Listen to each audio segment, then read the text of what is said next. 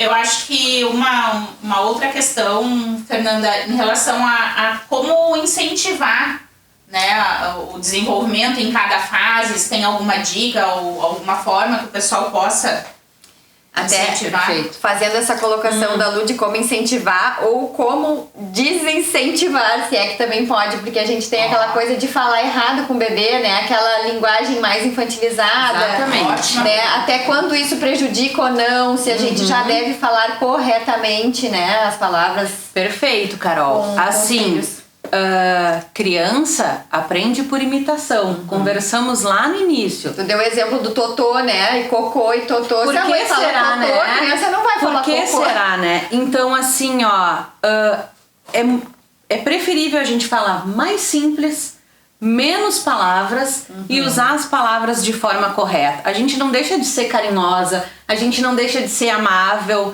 né? Com o pequeno, mas usando a palavra correta. Né? Já ajuda nesse processo, né? Com certeza. Por quê? Porque ele vai escutar, né? O cérebro vai sempre assimilar aquele som corretamente, né? Assim, a percepção auditiva da criança é muito aguçada, né? Então, se ela tem um modelo de fala legal, pode ter certeza que ela vai falar legal. Corretamente. Né? Corretamente. Então, essa seria, assim, a primeira forma da gente estimular, né? Procurar sempre formas corretas de se comunicar com a criança.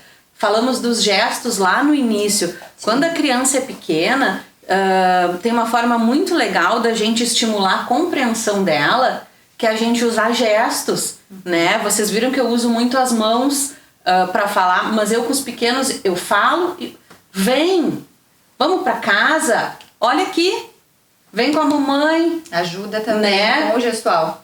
Por quê? Porque a compreensão, ela vem antes da fala e o gesto faz a criança aprender a compreender, né? Então, acho que essa também é uma forma de estimular.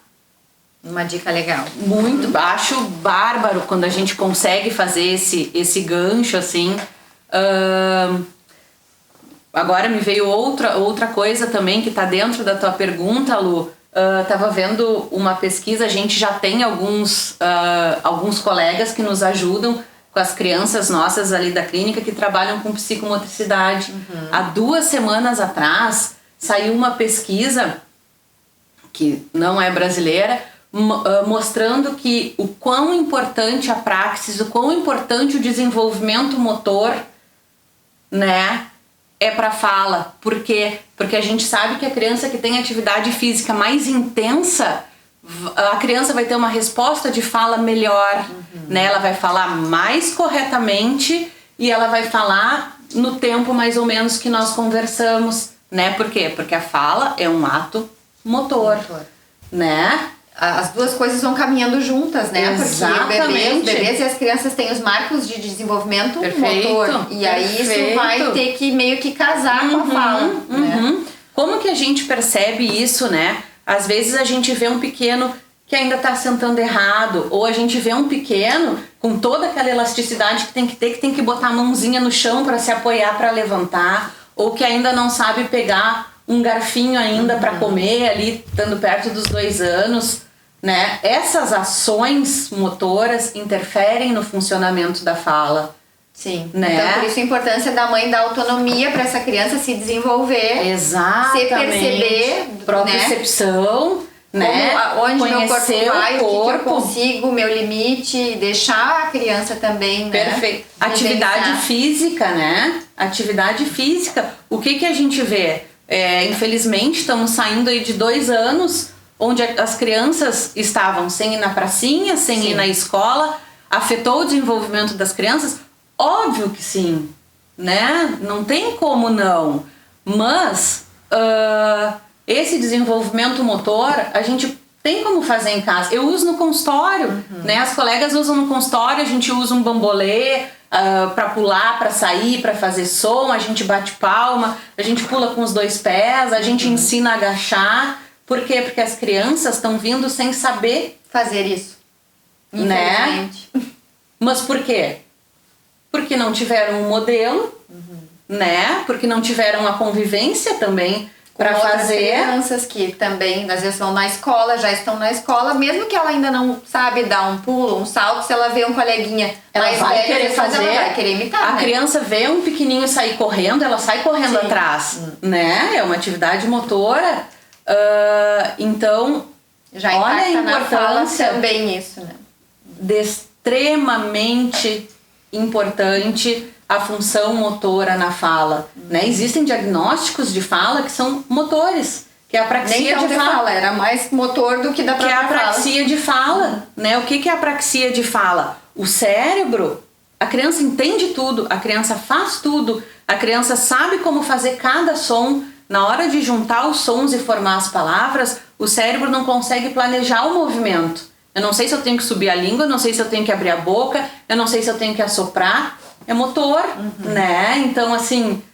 Uma pergunta polêmica, Ai. né? Já falamos aí em relação às telas, né? O quanto, né, às vezes podem ser prejudiciais aí no desenvolvimento da fala, da linguagem dessas crianças.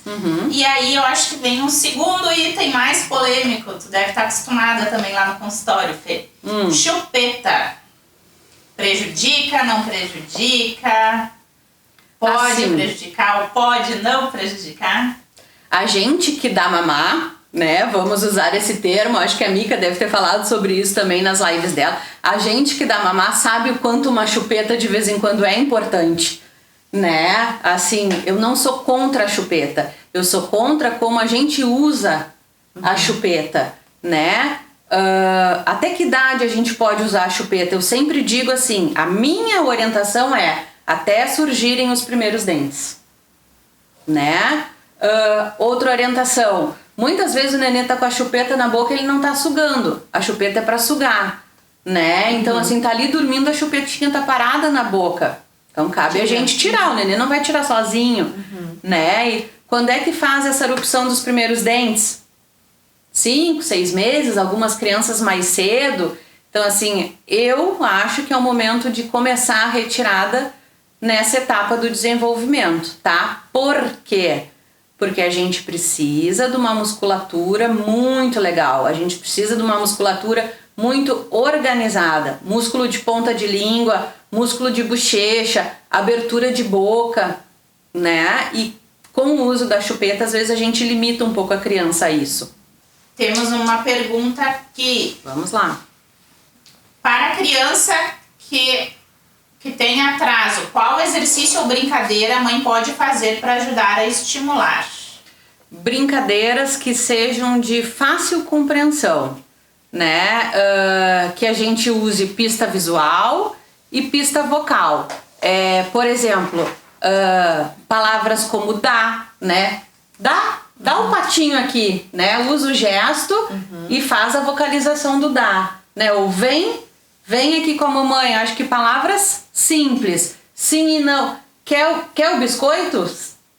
Né? Quando a gente fala o sim, a gente gesticula o sim. Quando a gente fala o não, né? A criança que tem atraso, ela não tem ainda a compreensão desses pequenos gestos junto com essas pequenas palavras. Sim. Então a primeira estimulação que a gente faz é isso, né? É o dá, é o sim, é o não, é o vem.